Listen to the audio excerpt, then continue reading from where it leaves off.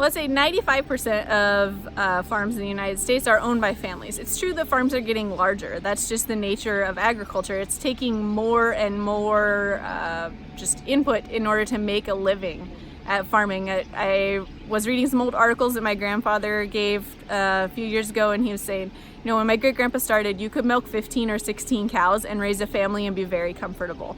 I can't milk 15 cows and raise a family. That's just not the nature of the business now. So while farms are changing and they're getting larger, they are still family operations. Like ours, we've changed considerably. We're not milking 5 cows anymore, we milk 375.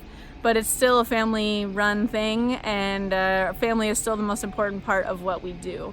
My name is Bobbi Frost, and I am a dairy farmer from Creswell, Oregon. So we've been here since 1946. My great-grandparents started the farm then. I believe they milked 6 cows. And so our family's been here more than 70 years. They handed the farm down to their 2 sons, which are my grandpa and his brother. They still live here on the farm. They in turn handed it down to my dad, and my dad down to me.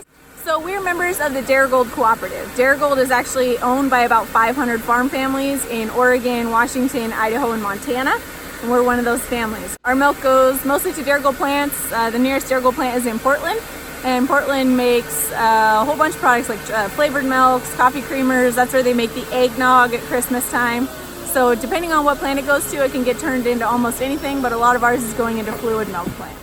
I think there is a big push. People want to see more family farms. You know, they like that idea of multiple generations working together. But I do think you don't have to go very far to find that. I know lots of other farmers who work in dairy and grass seed and all other kinds of industries, and they're all family farms. They work with multiple generations. I think if you get out and talk to very many farmers, you would find that there's a lot more family farmers than you would expect.